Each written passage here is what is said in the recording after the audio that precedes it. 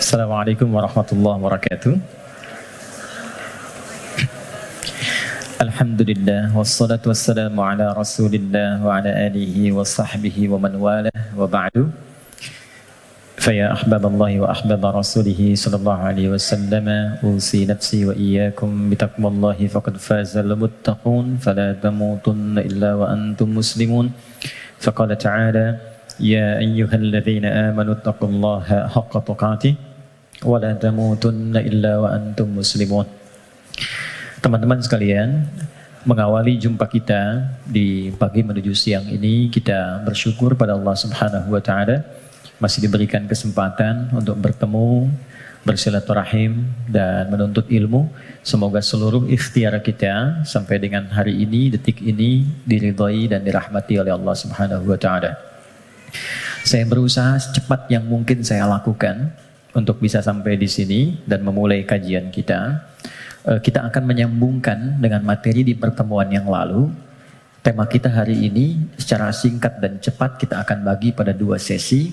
Yang pertama kita akan bicara tentang kunci cepat kebahagiaan dalam Al-Quran. Ya, shortcut bahagia itu seperti apa ditunjukkan oleh Allah di dalam Al-Quran. Kemudian setelah itu kita akan coba agak lebih banyak untuk berdiskusi. Barangkali ada beberapa hal yang ingin kita diskusikan, tanya jawab, saya bertanya, Anda menjawab, atau sebaliknya. Baik, mudah-mudahan sisa waktu yang ada bisa kita maksimalkan. Setiap kita tidak akan luput dari persoalan seperti yang dibahas di pertemuan lalu. Dan ingat kuncinya, tidak ada manusia yang hidup yang tidak mengalami persoalan, yang tidak punya masalah. Itu mustahil. Quran surah kedua ayat 155 sampai 157. Allah menegaskan, saya sedikit menyingkat apa yang telah dibahas di pertemuan lalu. Walanabluwannakum bisyai. Setiap yang hidup pasti aku akan uji dengan beragam ujian kehidupan. Perhatikan cara menerjemahkannya. Untuk meningkatkan kualitas hambaku melalui ujian itu. Jadi, posisikan ujian adalah sebagai tes dari Allah yang menjadi fasilitas bagi kita untuk meningkatkan kualitas kehidupan. Itu poinnya. Ragamnya kata Allah bisa banyak. Minal khauf, kadang ada kegelisahan, kekhawatiran akan apapun.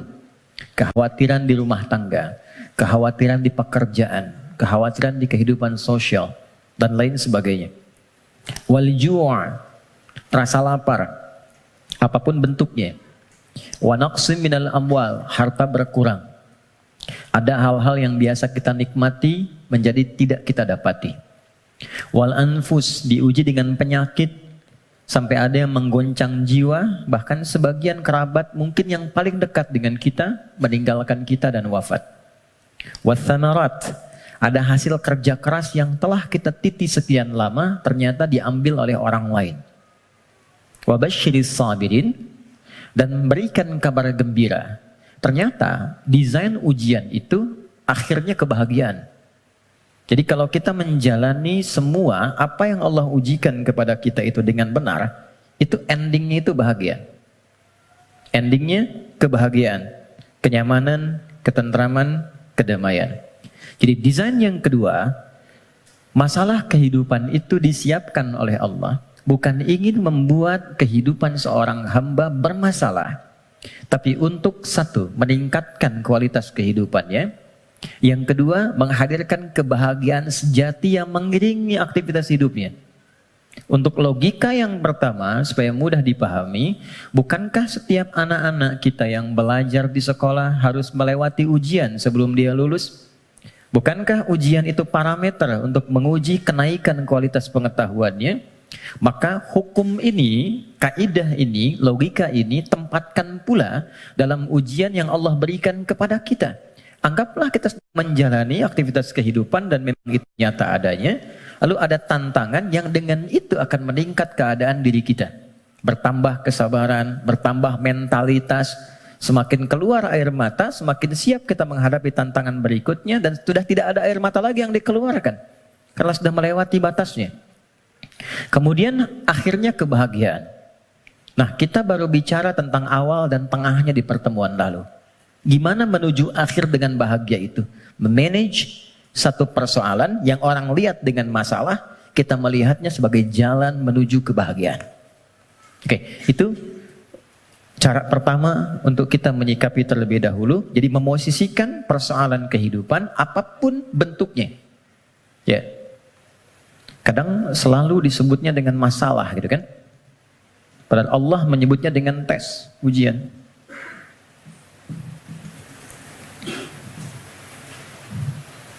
Satu, untuk meningkatkan kualitas hidup. Tadi sudah saya sampaikan, bahkan dari sisi logikanya. Ya, ini macam-macam. Ada yang kaitan dengan intelektual, wujudnya kreativitas. Ibu, teman-teman yang akhwat senang mana? Anak diam atau anak aktif? Aktif. Kalau diam kan gak enak ya. Ade, sini, gak ada aktivitas. Tapi kalau dia jalan sana sini, lompat, lari, gak diminta lari dia lari, diminta jalan dia lompat gitu kan? Hah? Aktivitas itu bukankah menstimulus orang tuanya untuk banyak melahirkan kreativitas? Akhirnya tahu, bisa mengendalikan emosinya, bisa menata, bisa mengiringi aktivitas. Sehingga mengatur orang yang sudah bisa mengendalikan anak lebih mudah nanti mengendalikan orang tua yang kekanak-kanakan. Jelas ya? Itu contohnya. Ada yang terkait emosional. Ada yang terkait dengan spiritual. Bukankah kalau ada ujian lewat anak, ayah ibunya yang rajin sholat, berdoa, bahkan puasa, dan sebagainya. Bukankah kalau anaknya sering bertanya tentang persoalan, sering mengeluhkan di sekolah, ibunya yang mulai curhat, bapaknya yang mencari solusi, ini meningkat ini semua. Kalau Allah nggak titipkan lewat itu semua, nggak akan mungkin muncul pengalaman-pengalaman yang kadang melahirkan nostalgia di kemudian hari. Ya, ini poinnya. Dua, dan ini pasti sifatnya, apalagi di rumah tangga. Saya tanya sebentar, siapa yang ingin rumah tangganya sakinah? Semuanya ya. Dan sakinah itu babnya adalah masalah. Karena sakinah itu ketenangan yang lahir setelah tuntas persoalan itu diselesaikan. Oke. Dua, tidak mungkin Allah titipkan ujian berupa aneka persoalan kehidupan kecuali menjadikan ini sebagai jembatan yang mengantarkan pada kebahagiaan. Ini poinnya. Secara teoritis psikologis kita sudah belajar di pertemuan lalu bagaimana menyikapi masalah supaya jadi ujian yang menyenangkan. Itu dulu. Kemarin setelah kita belajar, yakinkan pada diri kita nggak mungkin diuji kalau nggak sanggup, kan? Al-Baqarah 286, selesai kemarin. La yukallifullahu nafsan illa wus'aha. Jadi kalau ada yang diuji dengan persoalan apapun, katakan pada diri kita, aku yang dipilih, insya Allah sanggup, insya Allah mampu. Itu dulu. Nanti secara psikologis akan ada kekuatan yang tak kita sadari membuat kita lebih siap menghadapi itu. Itu kaidah Quran.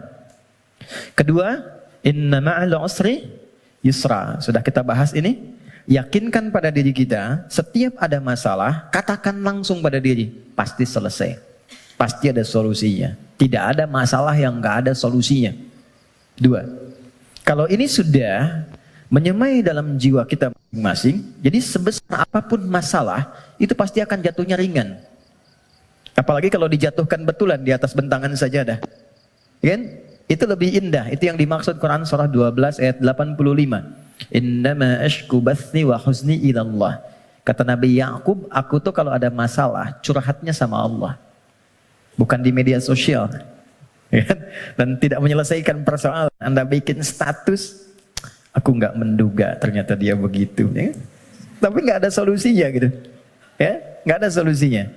Nah sekarang, Apa yang tadi kita uraikan telah tuntas kita bahas di pertemuan lalu. Silahkan dilihat kembali, di review videonya.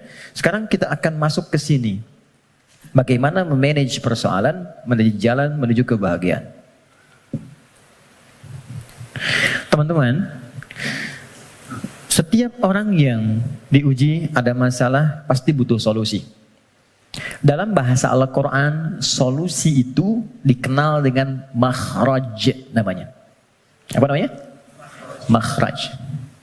Pernah dengar makharijul huruf? Oke, makharij itu jamak dari kata makhraj. Makhraj.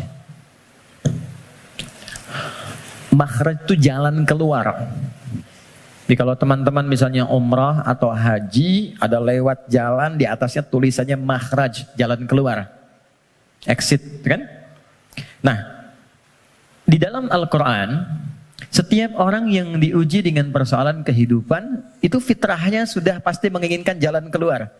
Ini saya pengen keluar, ini bahasa kiasan. Ini ada tempat penuh dengan masalah, saya pengen keluar. Apa jalan keluarnya? Apa makhrajnya? Kalau kita keluarkan ayat-ayat terkait dengan solusi dari setiap persoalan yang endingnya kebahagiaan, maka kita akan temukan satu. Quran, surah ke-65. Kita mulai dengan basicnya Quran dulu ya, supaya nggak bisa didebat gitu. Kalau teori manusia kan bisa didebat ya, tapi siapa yang mau mendebat firman Allah? Jadi saya mulai dengan Quran, hadis. Jadi kalau hadisnya didebat, Anda mendebat Rasulullah gitu. Baik, oke. Quran surah 65 ayat surah At-Talaq. Akhir ayat kedua, di akhir ayat kedua, di awal ayat ketiga. Dan nanti indahnya kenapa ditempatkan di surah At-Talaq. Ya. Bahkan di titik paling nadir pun dari persoalan itu, yang kadang sengketanya, kadang di ujung seakan melahirkan perpisahan dan sesuatu yang tidak diinginkan, itu ternyata masih bisa disisipkan ending yang membahagiakan. Ya. Ya, kita bacakan ayatnya. Bismillahirrahmanirrahim. Langsung ke ujungnya saja, karena kita agak terbatas waktunya. Wa may yattaqillaha yaj'al lahu makhraja. Satu. Oke. Kalau saya tuliskan kelihatan ya, insyaallah ya. Dan kalaupun belum tampak secara langsung, nanti bisa direview videonya, jadi bisa terlihat lebih jelas. Saya naikkan ke atas. Waman, ini yang saya highlight dulu. Wa may yattaqillaha. Gini. Ya, dan kelebihan. Wa may yattaqillaha. Nih, kuncinya ini. Saya kotaki. Baru saya turunkan ke sini. Ya ja'allahu makhraja. Makhraja. Oke, kita temukan kalimat makhraj di Quran. Satu. Waman, saya baca dengan man dulu, tidak saya baca dengan tajwid. Waman, dan siapapun. Saya agak kurang sepakat dengan terjemahan dan barang siapa, karena saya cari sampai sekarang nggak pernah ketemu itu barang punya siapa gitu. Barang siapa. Oke. Jadi saya lebih senang menerjemahkan dan siapapun.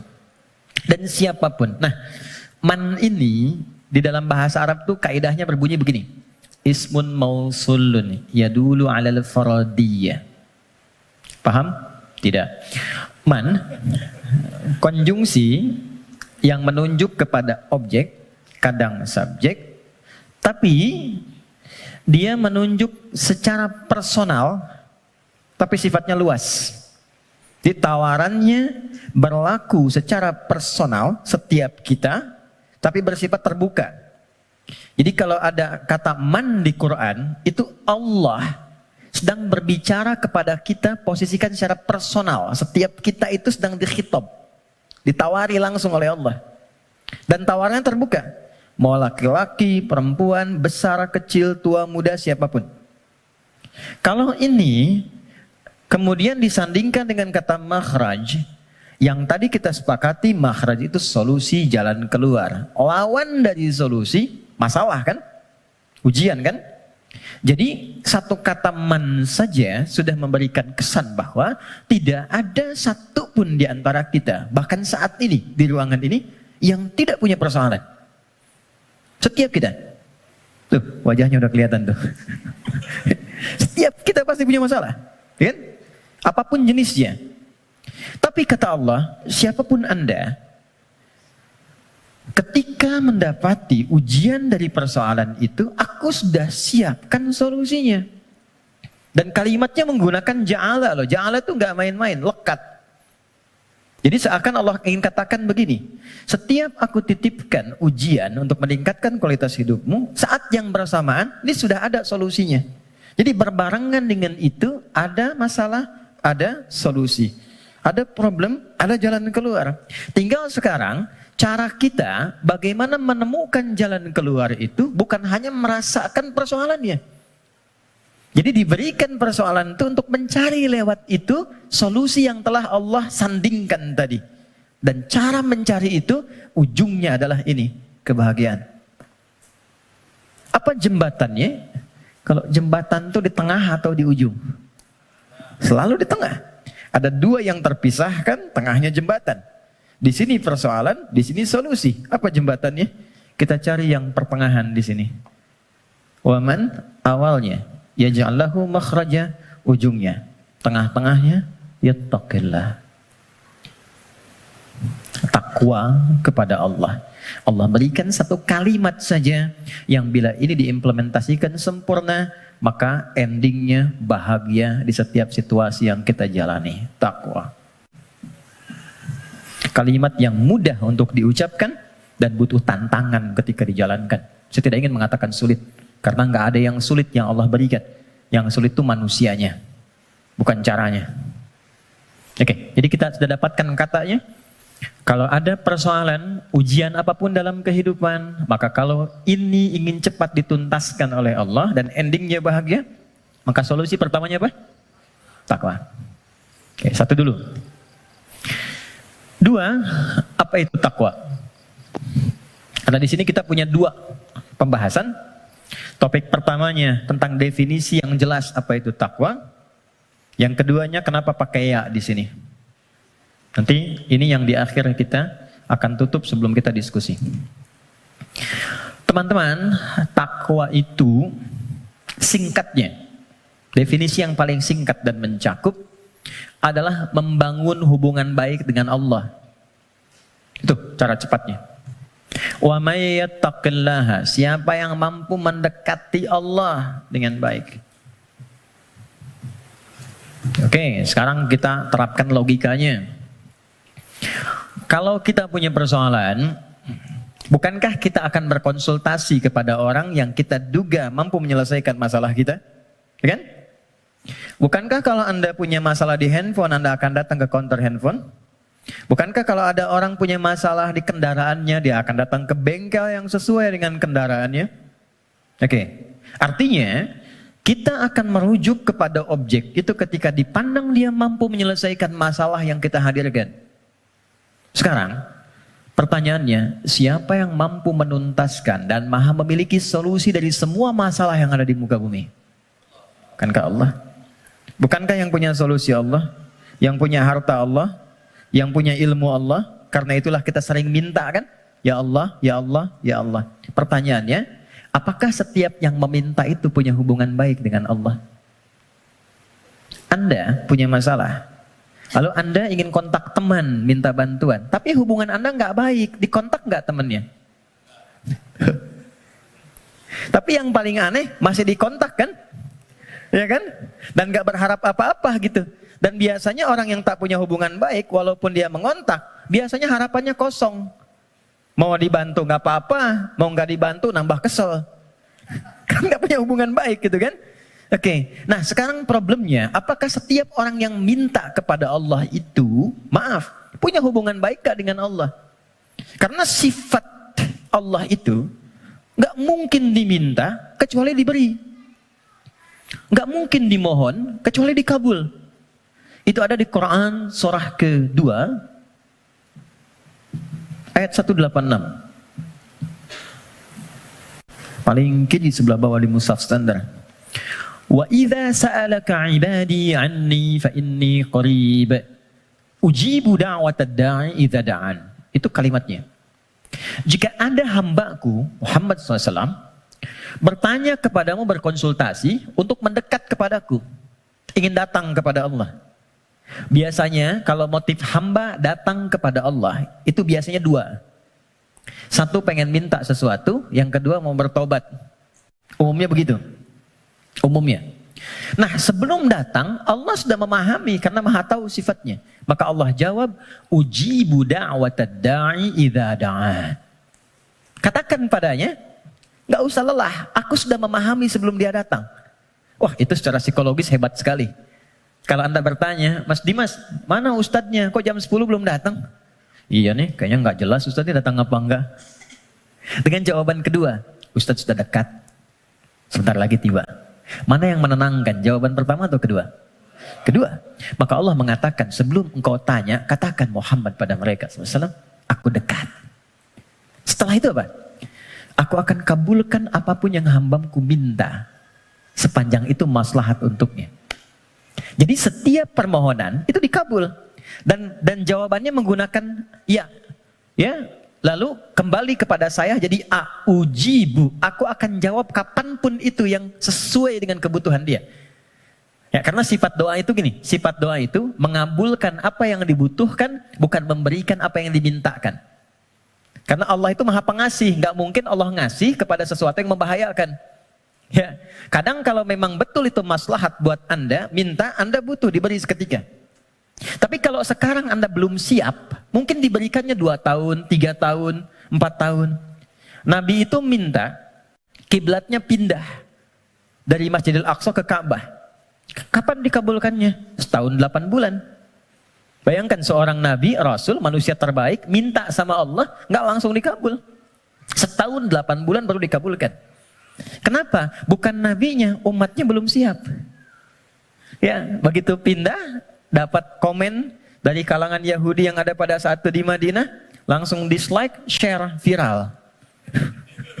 Nggak ada yang subscribe satupun. Ya, yang ada nanti malah konflik. Jadi begitu sudah siap, sudah paham dengan esensi sholat, sudah mengenal Allah lebih dekat, baru dikabulkan. Kadang-kadang, maaf ya teman-teman, apa yang sekarang kita dapatkan, boleh jadi itu doa sekian bulan, atau bahkan tahun yang pernah dimohonkan dulu. Cuman kadang-kadang sebagian hamba tidak menyadari itu, karena itu syukurnya telat. Gitu. Ada yang ketiga, ini yang lebih dahsyat. Allah mengganti apa yang diinginkan dengan apa yang dibutuhkan. Seperti pernah saya sampaikan, Anda punya anak, anaknya sakit, konsultasi ke dokter, ini yang terbaik untuknya jeruk. Pulang dari rumah sakit, dia merengek minta apel. Mama, apel, apel, apel. Ini nak, jeruk. Nggak mau apel. Ini jeruk rasa apel. Itu yang terbaik, gitu kan? Oke, kadang-kadang Anda minta motor, dikasihnya mungkin sepeda. Kadang Anda minta mobil A, dikasihnya mobil B. Kadang Anda mengajukan proyek A, dikasihnya proyek B. Yang ini nggak masuk, yang ini dapat. Jadi sifat doa, itu kalau dimohonkan, diberikan. Kalau nggak cocok di dunia, diberikan di akhirat. Itu sudah janji. Karena itu kita masih ada iman akhirat, jadi masih punya harapan. Yang bahaya itu kalau nggak punya keyakinan tentang akhirat, dia nggak punya harapan. Jadi meninggal aja. Kalau kita masih punya harapan, makanya kita belajar ilmu tentang alam kubur, ilmu tentang akhirat, pengetahuan tentang surga neraka. Kenapa? Supaya memunculkan harapan. Ya, sebab kalau ditanya nanti, kalau meninggal kemana, punya jawaban. Kalau orang yang nggak tahu itu ditanya kemana, meninggal ya meninggal aja. Kalau meninggalnya kan sama-sama meninggal. Halo? Ya? Baik. Nah sekarang problemnya adalah, bisa ada orang minta, tapi nggak terkabul gitu. Nggak dapat. Apa problemnya? Maka saya kisahkan hadis Nabi. Teman-teman, thumma dzakara ar-rajula yutilu safara ash'atha aghbara. Nabi mengisahkan seorang lelaki yang menempuh perjalanan panjang. Safar. Sifat safar, ingat ya, sifat safar itu cepat mengabulkan doa. Jadi kalau teman-teman sedang safar, kalau dari segi jarak tuh di atas 82 km dari segi jarak. Tapi kalau dari waktu tempuh yang merubah zona waktu lah setidaknya. Ya, Jadi kalau kita misalnya dari sini mau ke Palembang, Papua, Lampung, safar. Tapi ingat, safarnya menuju tempat yang baik. Ya deh? Ini mau safar ke Makau, safar ke Las Vegas misalnya, itu bukan safar namanya. Memang jalan jauh tapi bukan dalam konteks yang dibenarkan. Nah, orang yang menempuh perjalanan jauh dalam rangka kebaikan, apalagi diniatkan ibadah, maka berpotensi mengabulkan doa di setiap titian perjalanannya. Maka alih-alih banyak foto dan bikin status, saran saya, isi dulu dengan doa. Isi dulu dengan doa. Dua, yamuddu yadaihi ilas sama, dia mengangkat tangannya ke langit gini. Saya tidak bermaksud mengajarkan, hanya share saja. Biasanya begini yang mudah untuk dilakukan. Kalau Anda angkat telapak begini, ada garis kan ya? Ada garis ya? Nah, yang paling mudah itu begini, satukan garisnya.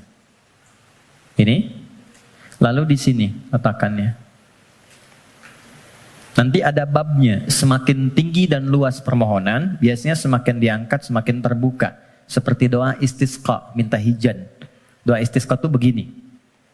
Nanti ada di khutbah Jumat, misalnya khatib begini.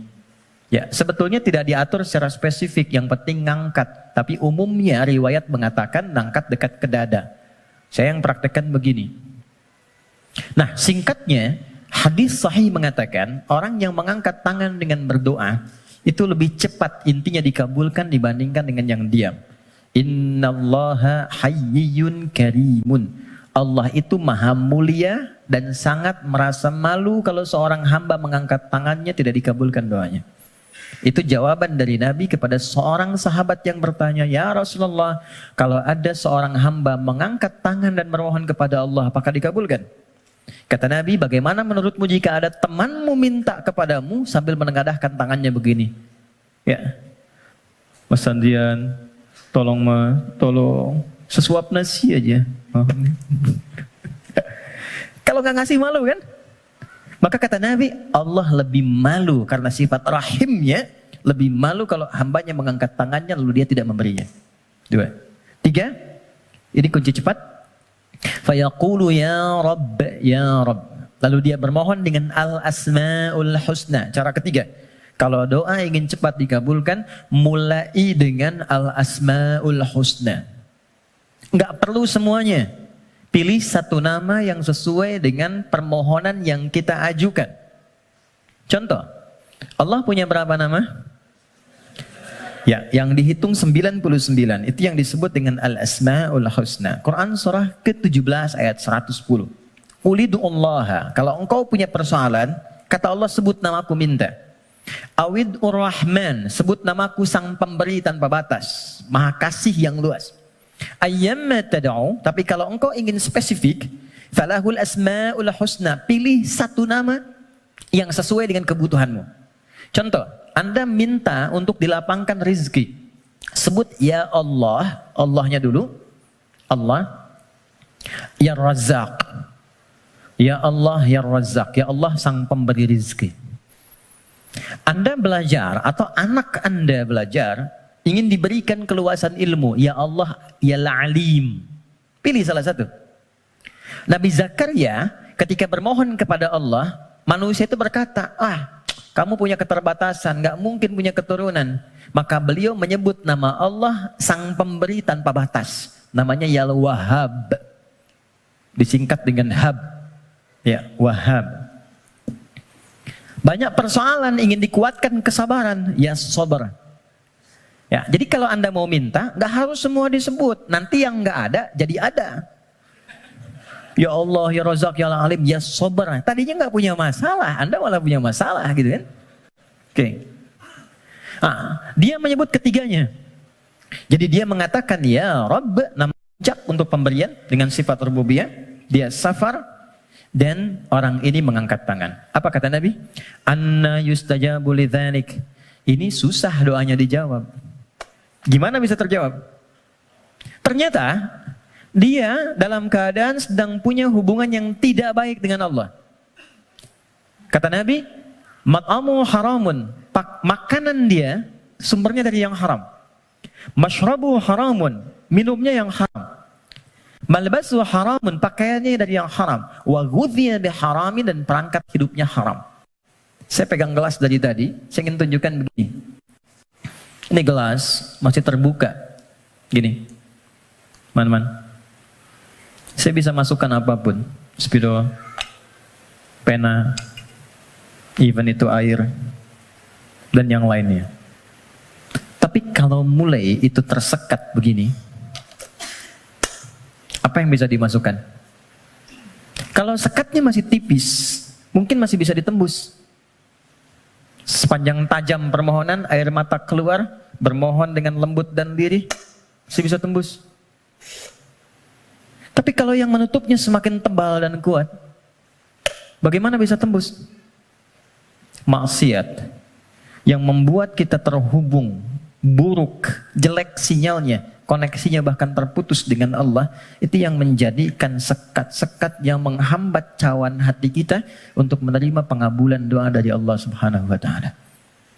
Maka tadi saya katakan di awal, bagaimana ada orang punya hubungan yang kurang baik dengan Allah, saat yang bersamaan dia berani meminta. Bersyukurnya Allah punya sifat Rahman dan Rahim yang masih menampung permintaannya dan mengabulkan. Cuman hamba itu yang harus membuka sekatnya dulu supaya pengabulan itu bisa masuk ke dalam dirinya. Jadi sifat Rahman Allah menjadikan doanya tetap dikabul. Cuman mental. Itu maksudnya. Ya Allah Maha Adil, tetap memenuhi janji, diminta diberikan, cuman terpental. Karena apa? Sekatnya belum dibuka. Nah, untuk membuka sekat itu dan dibangun kembali hubungan baik, itu yang disebut dengan takwa namanya. Ya. Bagaimana Anda bisa meminta khusyuk berdoa? Saya kadang-kadang suka mau senyum sendiri. Ada orang berdoa, tapi gerah juga. Minta khusyuk, tapi dia membawa perangkat haram dalam dirinya. Gambar-gambar yang tak pantas, video-video koleksi yang buruk masuk di handphonenya. Kok bisa masuk sakunya saat yang bersamaan dia sholat? Kok bisa? Nggak malu sama Allah. Kan kita mengetahui Allah maha mendalami segala hal. Allah maha mengawasi. Lalu ada orang mengumpulkan hal yang haram, bahkan dalam handphonenya, dia masukkan ke sakunya, dan dia masih senang menunaikan sholat. Dan merasa nyaman dengan itu. Apalagi dengan keadaan sadar, dia hasilkan perangkat dirinya, pakaian dari cara yang tidak benar, kemudian juga perangkat dari cara yang tidak benar, kemudian dia diuji dengan persoalan yang Allah ingin bimbing dia untuk mendapatkan jalan keluar yang baik, tapi dia menggunakan itu dan dengan perasaan bangga dia bermohon kepada Allah. Tapi sekali lagi, karena Allah itu Rahman, sayang, kasih, maka persoalan sebesar apapun yang dirasakan dan bagaimana bentuknya, demi Allah saya katakan, pada akhirnya itu adalah jalan menuju kebahagiaan. Kalau bukan jalan kita menemukan kembali harapan cerah untuk terhubung dengan Allah yang membuka kebahagiaan sejati berikutnya, atau memang itulah titik pertemuan dari semua keinginan yang akan dikabulkan. Nah sekarang bagaimana mewujudkan takwa itu?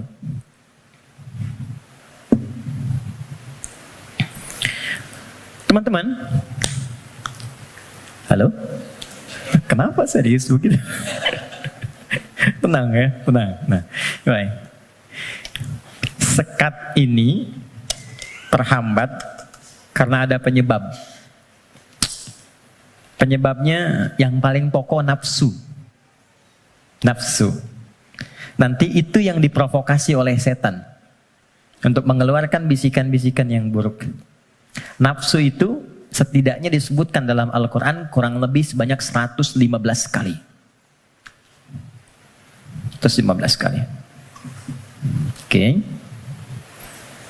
Nah, jadi kita harus mencari kata takwa dalam Quran yang disandingkan dengan nafsu. Kata takwa itu dengan semua derivasinya disebutkan dalam Al-Quran 240 kali. Dan yang bersanding dengan nafsu itu 115 kali.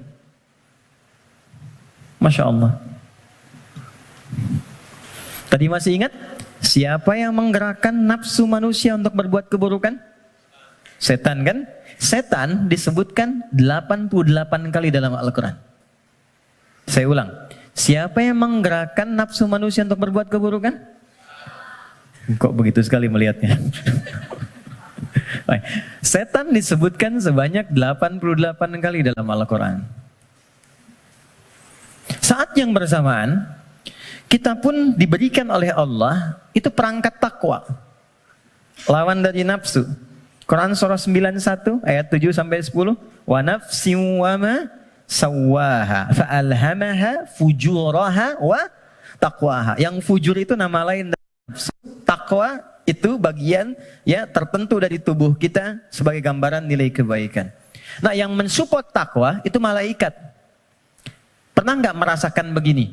Ketika azan berkumandang, Allahu Akbar, cepat, sudah azan, siap-siap. Pernah merasakan itu? Nah, itu yang bisikan malaikat. Pernah nggak ada bisikan begini? Ketika misalnya melakukan satu perbuatan atau terfikir untuk berbuat yang tidak benar, ingin berdusta pada pasangan, hati kecilnya mengatakan, jangan lakukan, itu nggak benar. Pernah ada begitu? Itu bisikan malaikat. Teman-teman, malaikat disebutkan dalam Al-Quran sebanyak 88 kali.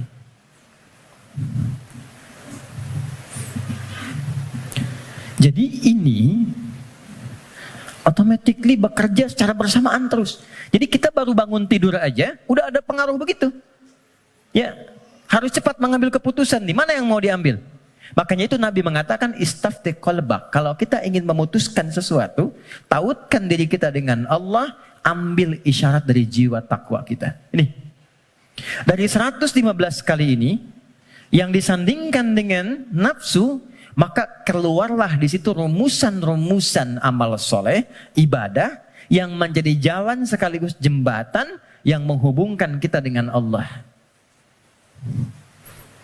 Apa diantaranya? Jazakallah khair. 2, 3, 4. Ya, kita pelan-pelan ya. Buka Quran surah kedua. Ini bagian terakhir kita untuk materi pengantar. Surah Al-Baqarah. Oke. Ayat 1 sampai 5. Quran surah 2 Al-Baqarah ayat 1 sampai 5. Ayat 1-nya pembuka, ayat 2 sampai 4 itu jembatan takwanya, ayat 5 adalah ending kebahagiaannya. Oke.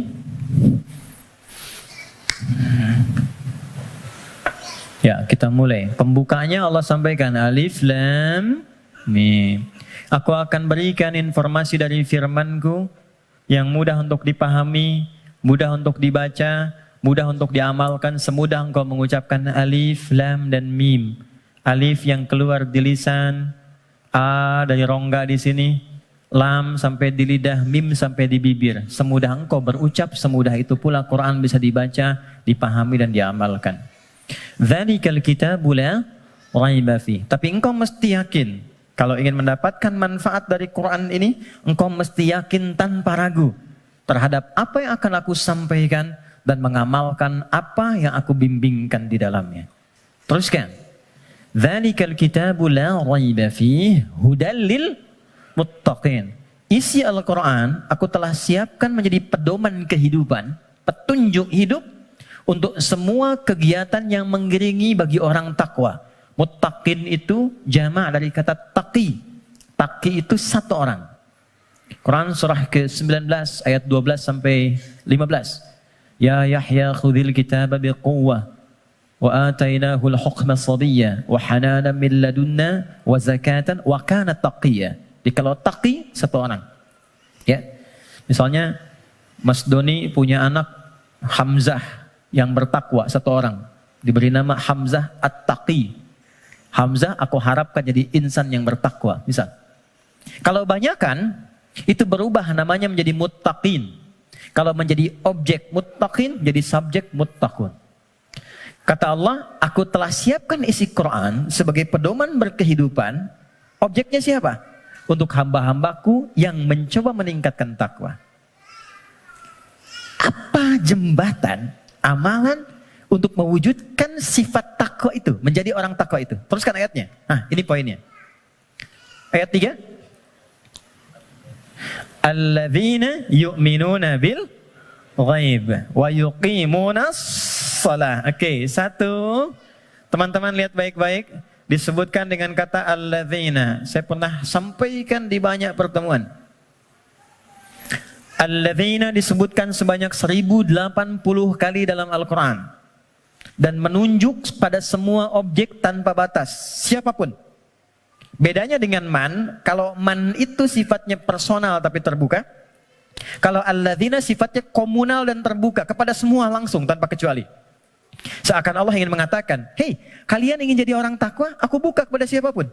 Aku tidak batasi untuk si fulan. Takwa itu bukan definisi untuk ustaz saja. Untuk kiai, habib semata, tidak. Siapapun. Ya, Anda mau profesi A, profesi B, sepanjang Anda manusia, Anda bisa menjadi kalangan orang takwa. Saking kasihnya Allah, semua diberi kesempatan yang sama, tanpa beda. Syarat pertama, kata Allah, alladzina yu'minuna bil ghaib. Orang takwa itu cirinya, dia berusaha meningkatkan imannya. Kalau di terjemahan teman-teman lihat, beriman kan? Tapi kalau kita lihat dari karakter gramatikal bahasa Arabnya, pakai ya di situ bentuknya jama'un, yu'minun, ya itu bentuknya kalau kita tarik ke dalam bahasa Inggris misalnya bentuk present, continuous, and future. Ada progresif, kontinuitas. Jadi kalau kita menemukan satu kata ada ya-nya, artinya di situ ada usaha terus meningkatkan sampai kapanpun. Alladzina yu'minuna, orang takwa itu, dia bukan sekedar beriman. Kalau sekedar beriman, baru beriman amanu namanya. Amanu itu baru beriman. Oke? Tapi kalau dia mau menerus meningkatkan imannya supaya lebih kuat, maka berubah katanya dari amanu menjadi yu'minun. Satu, diniatkan untuk meningkatkan iman.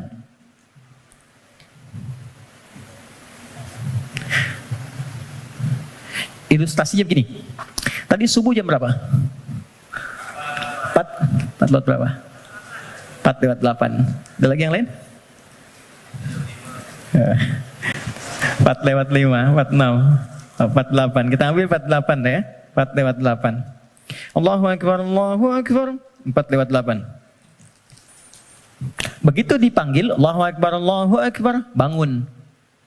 Sadar ada panggilan, siap-siap untuk menunaikan salat. Jam 4 lewat 8 dipanggil, jam 4 lewat 8 bangun. Itu namanya iman standar. Oke. Bukan kuat, iman standar. Oke. Baik, gini.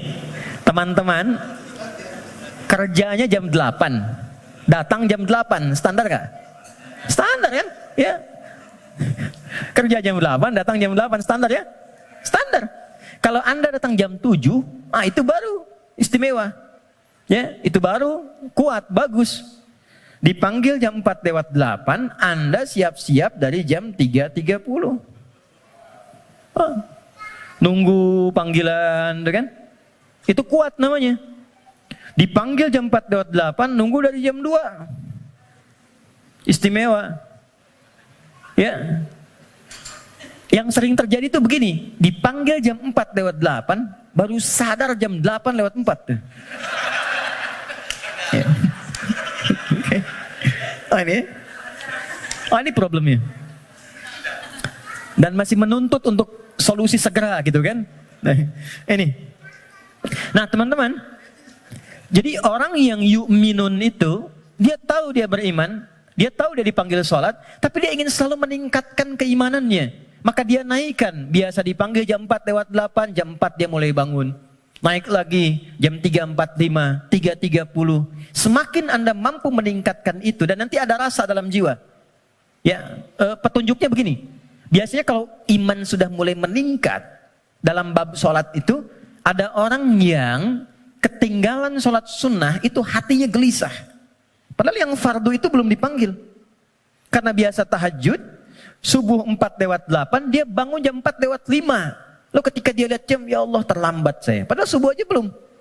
Nah itu jadi akan melahirkan satu getaran pada jiwanya, yang bahkan memosisikan ibadah sunnah itu kehilangan, jadi sesuatu yang sangat mahal. Kalau yang ini yang standar, atau ini yang di bawah standar, kadang-kadang terlambat sholat fardu pun biasa aja. Ini, ya. Nah ini yang dimaksud yu'minun. Jadi kalau ingin menjadi manusia takwa yang dimudahkan segala persoalan kehidupannya, ini kan eksklusif. VVIP, nggak semuanya orang bisa. Hal yang pertama dilakukan adalah niatkan untuk meningkatkan iman dulu. Naikkan imannya. Jalannya bagaimana? Amalannya langsung. Cara meningkatkan iman itu satu, wa yuqimunas shalah. Perhatikan tulisannya teman-teman di situ. Ya, biarkan saya saja supaya antum fokus untuk melihat, ya, dan bisa maksimal untuk mengamalkan. Biarkan saya mengembalikan pada fitrah diri saya. Datang sendiri, rangkan sendiri, menulis sendiri dan menghapus sendiri. Ya. Anda datang, lihat, dengarkan, amalkan, masuk surga. Luar biasa. Jazakallah khair. Oke. Ya. Ya itu dia, saya sedang memikirkan bagaimana saya menuliskannya lagi. Enggak semuanya. Oke, aman. Nah, oke. Baik. Siap. Ya. Antum yang punya ide, beliau yang punya eksekusi. Dua-duanya ada pahalanya insya Allah. Ya, tapi antum berkurang ketika mengurangi tulisan di belakang. Oke.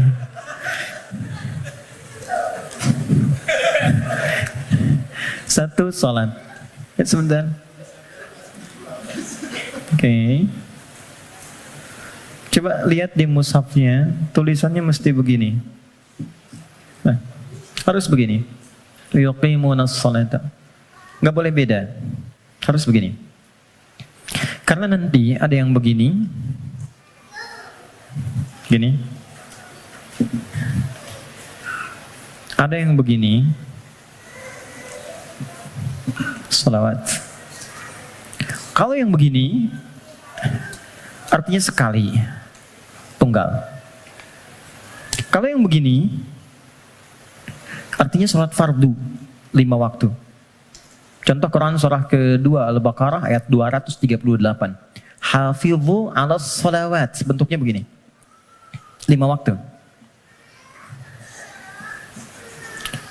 Kodenya boleh dicatat 24434. Yang 5 waktu 24434. 2 sholat subuh, 4 sholat zuhur, 4 sholat asar, 3 sholat maghrib, 4 sholat isya. Ini. Tapi kalau yang begini, itu melampaui yang fardu. Melampaui yang fardu. Melampaui yang fardu bukan tambah bilangan fardu. Kalau gitu nanti besok subuh dari biasanya 2 jadi 4. Tidak. 2. Melampaui yang fardu artinya menambah dengan yang sunnah. Loh, Anda kan pengen masuk kelas VIP.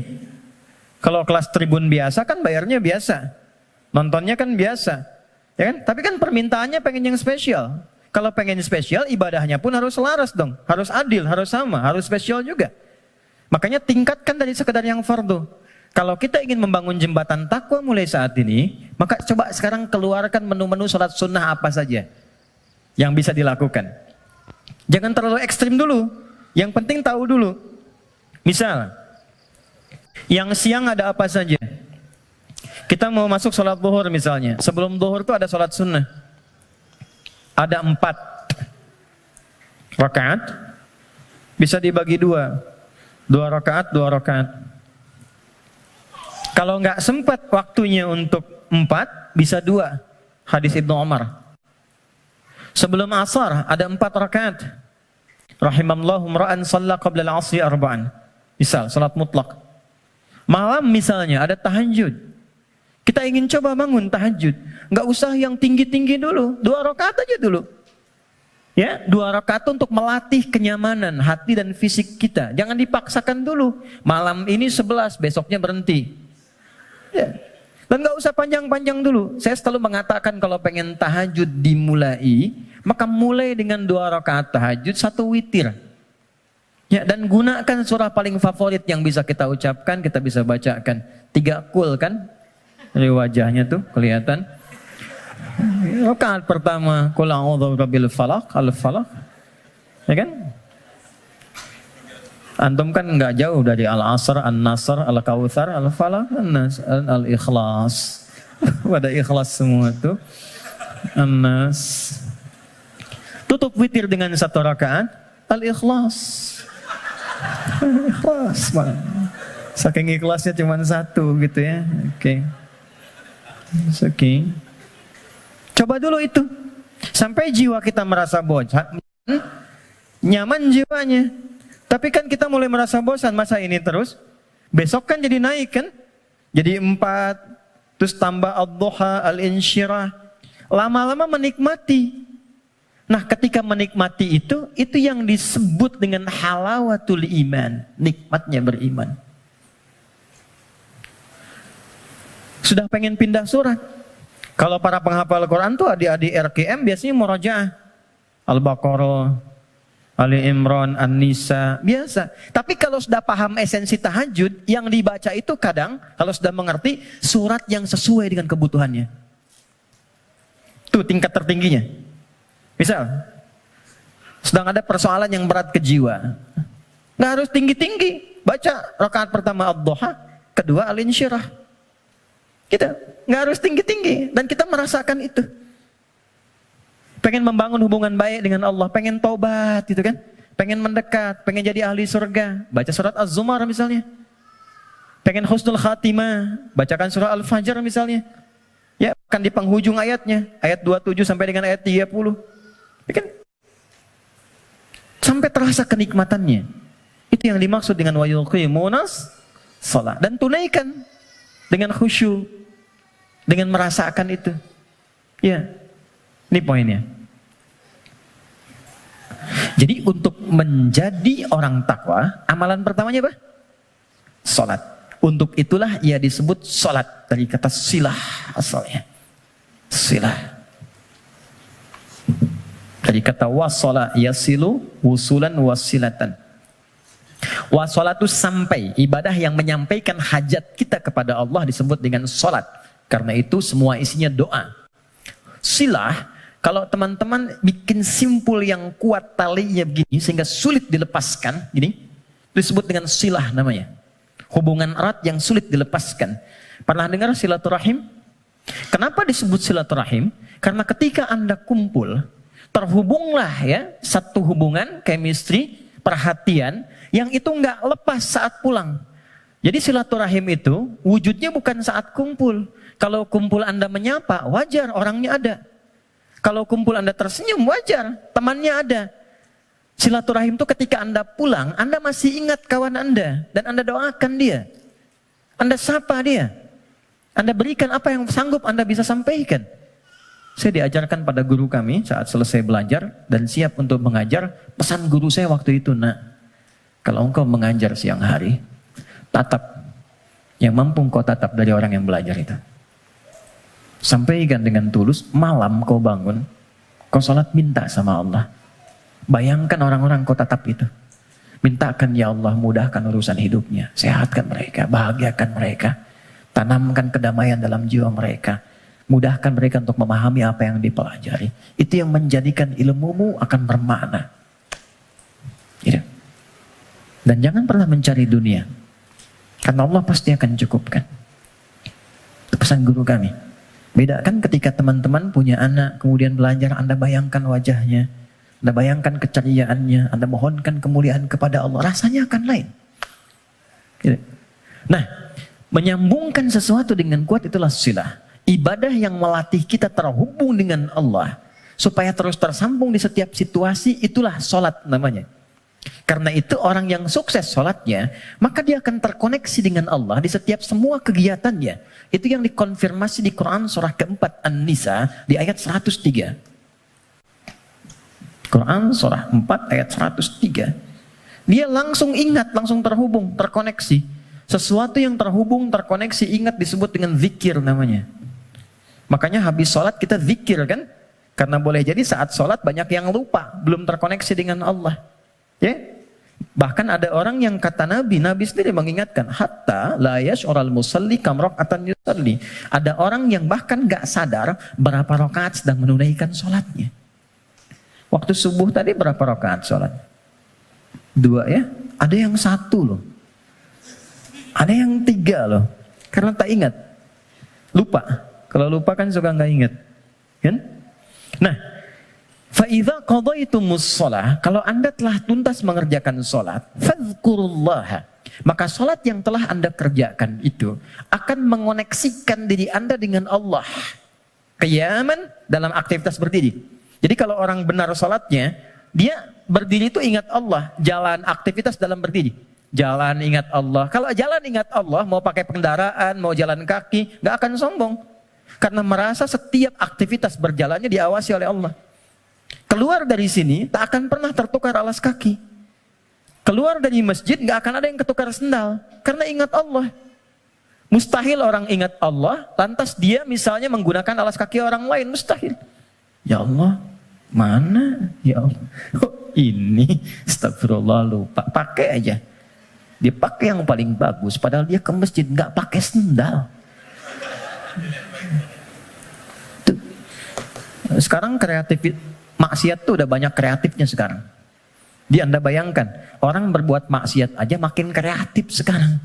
Jadi kenapa Anda berbuat baik minim kreativitas? Munculkan. Fadhkurullaha qiyaman wa qu'udan wa 'ala junubikum. Maka duduk pun ingat Allah. Makanya dia bekerja depan komputer, nggak ada yang bisa menambahkan nol, merubah proyek dan sembarangan, tanda tangan di tempat yang tidak jelas. Itulah sholat. Nah, ini yang saya katakan di awal, takwa itu amalannya jembatan yang menghubungkan kita dengan Allah. Tandanya sudah ada ketenangan. Jadi kalau sholatnya sudah enak, akan ada perubahan pada perilaku. Ya, tenang, nyaman, damai. Maaf teman-teman, saya ingin konfirmasi yang tadi saya sampaikan. Yang menjadikan seseorang tergerak berbuat maksiat sehingga mudah diprovokasi setan, itu apanya tadi? Nafsunya kan? Nah, nafsu itu punya dua karakter. Ketika memberikan bisikan keburukan, ammaratum bisu, Quran surah 12 ayat 53. Wa ma ubarri'un nafsi innan nafsa la'ammaratun bisu, bentuknya dua. Satu, bisikan syahwat yang didorong pada perbuatan-perbuatan yang disebut dengan fahsya namanya. Fahsya itu bentuknya penyimpangan syahwat. LGBT, homoseksual, ya, pornografi, porno aksi, kata-kata jorok dan sebagainya, itu fahsya namanya. Nah, semakin bagus salatnya, itu akan terkontrol, ditutup itu. Jadi merubah perilaku lebih baik. Tekan. Yang kedua, ada keburukan, was-was dari nafsu yang dimanfaatkan setan untuk berbuat tindakan-tindakan yang diingkari langsung oleh bagian tubuh kita. Nggak sepakat bagian tubuh kita. Biasanya nafsunya dari perut dan akal. Mencuri, merampok, gibah, bikin hoax, menipu dan sebagainya. Sesuatu yang diingkari secara langsung disebut mungkar namanya. Jadi ada fahsya, ada mungkar. Maka konfirmasi ini ditetapkan oleh Al-Quran di surah ke-29 di ayat ke-45. Quran surah 29 ayat 45. Perhatikan semua simpul hubungannya. Utlu ma uhiya ilaika minal kitab wa aqimis shalah. Innas salata tanha 'anil fahsya wal. Jadi mengerjakan amalan takwa pertama dengan menunaikan sholat itu bisa mencegah nafsu supaya tidak liar, tidak keluar fahsya, tidak keluar mungkar. Kalau sudah yang buruknya ditekan, maka muncul lawannya yang baik. Nafsu ditekan, takwanya naik. Manusia kan cuma begitu. Ya, yang keluar di lisan itu kan cuma dua. Kalau bukan kata-kata baik, kata-kata buruk kan. Kalau buruknya nggak ada, baiknya keluar. Kalau pulsa kebaikannya banyak, dia yang keluar. Tapi kalau buruknya banyak, baiknya kosong, buruknya naik, baiknya tertekan. Itu aja. Itu yang dimaksud al-imanu yazidu wa yantaqis. Yazidu bitta'ah, yantaqis bil maksiat. Kalau bermaksiat, naik buruknya. Kalau bertaat, naik baiknya. Ini konfirmasi awal. Maka nafsu dengan sholat bisa ditekan, maksiat bisa dihilangkan, sekat bisa dibuka. Dibukalah sekatnya. Ini. Pelan-pelan. Maka demi Allah saya katakan ya, sejahat-jahatnya kejahatan yang pernah diperbuat oleh penjahat. Sejahat-jahatnya kejahatan yang pernah diperbuat oleh penjahat. itu akan sirna dan tuntas dengan menunaikan sholat yang benar ditunaikan. Karena itu hal pertama yang dilakukan oleh orang-orang yang ingin membuka lembaran hidupnya dan dia bangun hubungan baik. Demi Allah saya katakan, sholat. Larinya ke masjid. Dan lihat apa yang terjadi. Yang pertama Allah berikan bukan dunianya dulu teman-teman. Bukan dunia. Anda punya masalah, terlilit utang piutang dan sebagainya. Bukan dilunasi utangnya dulu. Tapi ditenangkan dulu hatinya. Nanti dari situ bisa membaca esensi kehidupan. Kemana sebetulnya hidup saya ini? Diajari nanti oleh Allah. Pola hidupmu salah selama ini. Makanya terjebak begini. Apa belum tiba waktunya kau menjadi orang yang baik? Apa enggak lihat orang-orang dulu yang pernah dulu begini, lebih buruk dari kamu, sekarang dia bisa jadi orang baik. Maka ditampakkan kisah si fulan. Enggak sengaja lihat YouTube keluarnya malah sesuai dengan apa yang kita butuhkan. Dibuka. Nanti setelah sadar keluar air mata tuh. Tenang, lapang, tiba-tiba ada orang datang di samping. Yang sudah lama enggak kita kenal tuh. Kata orang teman lama, bro kamu kemana aja? Udah lama. Apa pekerjaan sekarang? Cerita ngobrol, udah ikut saya aja. Pelan-pelan ikut berubah, masalah selesai tanpa terasa. Ada yang sedang tobat, sujud. Selesai ternyata husnul khatimah, wafat. Itulah salat. Jadi yang pertama yang Allah berikan lewat ibadah salat itu untuk membahagiakan dulu. Kebahagiaan yang dirasakan setelah tuntas mengurai satu persoalan itu disebut falah namanya. Falah. Karena itulah panggilan salat disandingkan dengan panggilan falah. Dengarkan suara muazin yang nyaring berkumandang itu. Hayya 'alas shalah. Setelah itu apa? Hayya 'alal falah. Itu kalau kita memahami makna falah dengan pendekatan ini, demi Allah saya katakan, tidak ada yang paling indah kecuali kebahagiaan ketika mendengar suara muadzin itu. Itu yang menjadikan sahabat Ali bin Abi Thalib sudah gemetar ketika mendengar suara adzan. Allahu Akbar, Allahu Akbar. Sudah nangis beliau. Saking ingatnya kasih sayang Allah. Tiba panggilan yang saat didengar oleh gunung. Kalau paham gunung itu mengerti bisa hancur saking merasakan nikmatnya dari Allah. Karena saat itu ada amalan yang kalau dosa bisa diampuni, permintaan dikabulkan, masalah diselesaikan. Sholat. Kalau paham dengan ini, gak ada orang meninggalkan sholat. Yang ada pengen sholat terus. Pengen sholat. Oke, satu. Saya cepat ya, supaya kita agak waktu untuk diskusi. Dua, wa mimma razaqnahum yunfiqun. Sekarang ada cara takwa menggunakan harta. Saya berhenti 8 menit lagi. Kalau sholat kan nggak bayar ya? Di MRBJ bayar? Nggak ya? Oke, gratis kan? Artinya semua orang bisa melakukan itu. Jadi nggak ada yang bisa ngeles. Ya? Karena nggak ada perangkat lain yang menyertai. Kedua, harta. Jadi ada skema lewat ibadah fisik berupa sholat. Yang kedua ada skema takwa lewat harta. Ternyata harta itu bukan sekedar kenikmatan yang menjadikan kita nyaman dalam menjalani kehidupan dunia. Bukan semua fasilitas dunia, bukan. Tapi itu juga bisa menjadi perangkat yang mengentaskan solusi dari masalah yang dialami. Apa bentuknya nanti? Ada skema infak, ada skema zakat. Teman-teman hati-hati dengan zakat ya, karena sangat sensitif. Anda sengaja tidak berzakat, maka jadi racun hartanya. Bisa merusak kepada yang lainnya. Itu. Apalagi terwariskan nanti. Jadi makanan dimakan oleh anak atau siapapun, ya harus hati-hati. Infak, itu nilainya tinggi. Infak itu bukan sekedar menghadirkan pahala yang sangat luar biasa. 700 kali lipat paling sedikit. Jangan dibatasi di situ. Al-Baqarah ayat 261. Ya, masalul ladzina yunfiquna amwalahum fi sabilillahi kamathali habbatin ambatat sab'a sanabil. 1 jadi 7. Fi kulli sumbulatin mi'atu habbah kali 100. 1 kali 7 kali 100, 700 kali lipat. Itu maksudnya pahala ya. Pahala, bukan perkalian feedback ke kita, bukan. Jangan bayangkan begini, kalau saya infak 1.000, balik 700.000. Bukan begitu cara memahaminya. Itu nggak tepat. Yang dimaksud, Anda mendapatkan 700 kali lipat pahala di akhirat nanti. Jarak satu keduanya 500 tahun. 2 ke 3 500 tahun. Itu di akhirat. Di dunianya dapat apa? Nah, di dunia itu pancaran keberkahan. Di antara pancaran keberkahannya ada dua.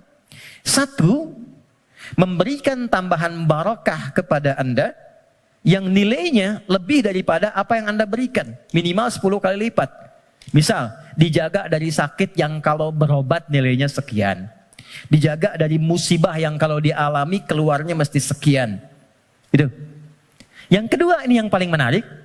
Infak dengan harta itu kalau diniatkan sesuai dengan keinginan yang kita mohonkan pada Allah, itu bisa mengentaskan persoalan yang sedang dialami. Itulah wasilah tawassul dengan harta. Rumusnya Quran surah ke-5 ayat 35. Saya pakai Quran, jadi nggak bisa dibantah. Ya ayyuhalladzina amanu taqullah. Hai orang-orang beriman, tingkatkan takwamu kepada Allah, wabtaghu ilaihil wasilah, dan cari wasilah dalam rangka menunaikan takwa itu. Apa wasilah diantaranya? Bisa menggunakan harta. Harta. Yuk, saya kisahkan dengan singkat, cepat sekali. Kalau mau infak, coba yang pertama, ini nasihat saya dari Quran. Orang pertama yang kita tuju kalau ingin berikan infak, orang tua. Siapa? Orang tua. Berikan yang terbaik yang mampu kita persembahkan. Itu ada di Quran surah kedua ayat 215. Yas'alunaka madza yunfiqun. Mereka banyak berkonsultasi bertanya pada Muhammad apa yang harus diberikan kalau pengen infak. Dijawab oleh Quran dengan dua jawaban. Qul ma anfaqtum min khair.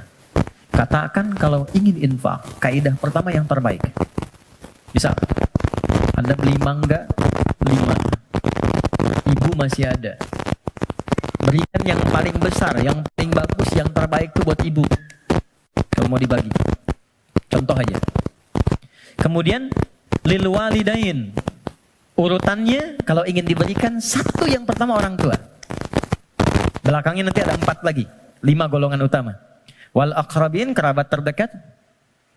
Wal yatama, orang-orang yatim. Wal masakin, orang-orang miskin. Wabnis sabil, orang yang kesulitan di perjalanan. Tapi yang pertama orang tua. Jadi teman-teman, kalau orang tua masih hidup, apa yang bisa dipersembahkan walau tidak diminta? Sedang ada masalah misalnya kan, mohon kebaikan pada Allah, bikin makanan datang pada orang tua, minta doanya. Jadi sederhana tapi dalam, minta doanya. Ada kitab namanya Al-Adabul Mufrad karya Al-Imam Al-Bukhari. Dikisahkan seorang berkonsultasi pada Ibnu Abbas radhiyallahu taala anhuma, pengen taubat, dosanya banyak. Apa jawab Ibnu Abbas? Ibu masih ada nggak? Ada katanya. Udah, pulang aja, berbakti pada ibumu. Sayangi ibumu, buat beliau merasa senang terus. Nanya lagi orang ini, kenapa mesti ibu? Kata Ibnu Abbas, saya tidak pernah mendapati di Quran dan keterangan Nabi yang terbaik dari bakti kepada ibu untuk mengentaskan semua masalahmu. Dikonfirmasi di Al-Bukhari, ada orang sedang bekerja, tiba-tiba hujan turun, dia berteduh masuk ke dalam satu gua. Tiba-tiba menggelinding satu batu besar. Ini kisahnya viral. Nutup mulut guanya. Dari 3 orang ini sepakat, kita berdoa sama Allah karena udah gak mampu dorong. Minta sama Allah, tawasul lewat amal. Dengan amal itu kita mohon supaya dibebaskan dari sini. Amalnya yang dimintakan. Maka sepakat ketiganya memohon. Di antara ketiganya itu, ada orang yang bercurhat demikian, ya Allah, Engkau maha tahu sebelum aku sampaikan. Aku punya ibu ya Allah, yang Engkau maha mengetahuinya. Dan aku bekerja. Tidak pernah aku pulang ke rumah sebelum aku berikan dan aku siapkan susu untuk menu malam ibuku. Dan tidak pernah aku tidur sebelum aku minumkan sendiri susu itu di mulut ibuku. Satu kali, begitu beliau pulang, ibunya sudah tertidur. Maka, beliau tetap membuat susu, dipegang itu susunya sampai ibunya bangun. Dan ibunya sudah sepuh, jadi nggak sadar kalau anaknya itu sudah lama datang, sudah lama nunggu dan berdiri. Ibunya belum merasa tidur, bangun, saya minumkanlah susu itu kepada ibunda tercinta, tanpa pernah cerita sedikit pun bahwa aku sudah berdiri lama di samping beliau. Diminumkan, baru tidur. Ya Allah, jika memang ini menjadi wasilah dari amalku yang bisa menjadikan kami terbebas dari kungkungan batu ini, mohon bebaskan kami dari kungkungan batu ini. Demi Allah, begitu didorong sedikit, keluarlah. Menggelinding. Dan ibu nggak ada batasnya. Cari. Termasuk saya sekarang gitu. Saya kalau mau belajar tuh saya niatkan, ya Allah, untuk memuliakan ibu. Masih hidup. Dan mohon pahala diakhirkan pada ayah untuk menerangi di alam kuburnya. Dan selalu bertambah kebaikan-kebaikan itu. Tambah. Satu. Jadi infak. Ya. Coba usahakan ya. Dan gak usah terlalu pengen dilihat dunia. Keluar jam 3, setengah 4. Lihat yang nyapu. Yang lagi dorong makanan tuh. Yang dari semalaman bekerja. Pernah gak teman-teman kalau keluar gitu? Kadang-kadang ada yang dorong sampingnya masih murojaah. Ada yang masih sholat. Saya sering nangis tuh lihat, ya Allah. Ya orang udah banyak praktek, kita banyak ceramah. Ya, lu datang. Kita cuma sampaikan nitip ya, itu baru lihat aja sudah nangis. Ya Allah, terima kasih Pak. Ya Allah, mudah-mudahan Bapak rezekinya lancar ya Pak. Sehat ya Pak. Mudah-mudahan semua keluarganya baik-baik ya Pak. Itu ya Allah. Memberi sedikit tapi dapatnya banyak gitu. Itu berharga banget. Yang terakhir Quran. Walladzina yu'minuna bima unzila ilaika wa ma unzila min qablik. Nah, dekati dengan Quran. Ya, saya lihat banyak anak-anak tuh ya. Dekatkan dengan Quran. Walaupun anak-anak yang belajar Qurannya, antum akan dapat berkahnya.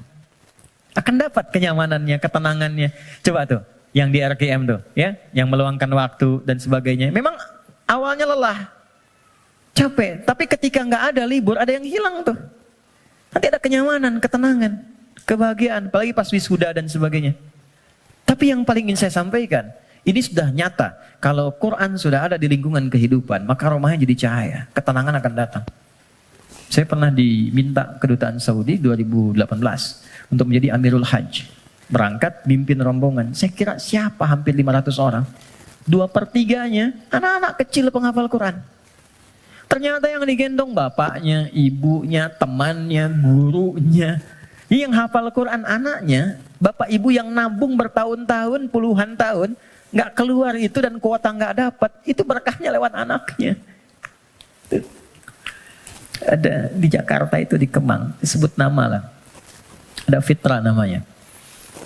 Orang mengatakan terbatas. Bicara lambat, pergerakan, nggak bisa jalan, ya normal begitu. Tapi dia menghafal Quran. Setoran. An-Naba berapa ayat? Yang paling menarik, Allah titipkan. Dapat hadiah umrah. Berangkat dengan ibunya. Ibu udah nabung, udah segala rupa. Gak punya biaya. Demi Allah, sampai di Madinah. Sampai di Mekah. Dari sejak Madinah sampai tawaf di Ka'bah itu, di Mekah. Ibunya gendong anaknya. Padahal sudah kami kirimkan santri dan juga mutawif untuk gendong itu. Ibunya nolak, enggak. Bu, ibu kan yang mengandungnya, udah bawa dia. Kenapa sekarang masih digendong juga? Justru saya bersyukur kepada Allah dengan adanya fitrah ini. Dialah yang telah membawa saya ke sini. Maka biarkan saya menggendongnya sebagai syukur saya kepada Allah. Ya. Jadi jangan melihat anak Anda punya kekurangan. Gak ada, anak itu semua istimewa. Jangan lihat fisiknya. Jangan lihat perilakunya. Ada keistimewaan yang Allah titipkan di dalamnya. Boleh jadi keberkahan itu di anak Anda. Solusi itu di anak Anda. Bukankah Anda kadang punya masalah lihat anak jadi tenang lagi? Pulang dari kantor lihat anak merajaah, anak menunggu, anak memanggil, Anda ceria lagi. Dekatkan mereka dengan Quran. Gak ada yang paling indah kecuali Anda pulang dari pekerjaan. Dibuka. Anak Anda yang 4-5 tahun tiba-tiba mengatakan amma yatasa'adun anin naba'il azim. Anda lihat dari belakang. Demi Allah, kecuali Anda mengejarnya. Nunggu di belakang. Anda peluk dia. Dan keluar air mata itu. Gak ada yang paling indah. Dan itu mahal. Apalagi ketika anak Anda telepon, Papa. Dia gak bisa berkata-kata. Kenapa nak? Aku telah selesai hafalan 30 juz. Udah. Kontrak sebesar apapun gak akan bisa membeli itu. Jatuh Anda sujud. Kharru sujada. Sujud. Takwa itu simple. Takwa itu sederhana. Terakhir, saya tutup. Wabil akhirati hum yuqinun. Jangan larut dengan masalah dunia. Ya, sehingga menjadikan Anda meratap dan Anda tidak move on dengan kehidupan berikutnya. Ini sebentar, bukan cuma Anda yang punya masalah, orang lain punya masalah juga. Apakah kebahagiaan yang banyak di masa lalu menjadikan Anda lupa dan habis dengan kesulitan yang hanya sekejap di masa kini? Ada masalah baru 5 menit, Anda hidup udah 50 tahun. Anda lupa dengan kebahagiaan 50 tahun, sehingga habis dengan masalah yang 5 menit. Ingat, kita akan pulang. Kata Allah, bil akhirati hum yuqinun. Ya, yakin dengan akhirat. Kalau nggak dapat di sini, di akhirat pasti diberikan. Maka ayat kelimanya, orang yang mampu menerjemahkan takwa dengan kiat-kiat tadi, ulaika ala hudam mir rabbihim wa ulaika humul muflihun. Maka ia akan selalu lekat dengan petunjuk dan lindungan Allah, dan kebahagiaan melekat dalam titian kehidupannya. Maka kita teruskan, kembalikan, dan kita akhiri dengan Quran surah ke-65 di akhir ayat kedua, di awal ayat ketiga yang sudah dibalik tadi di belakang.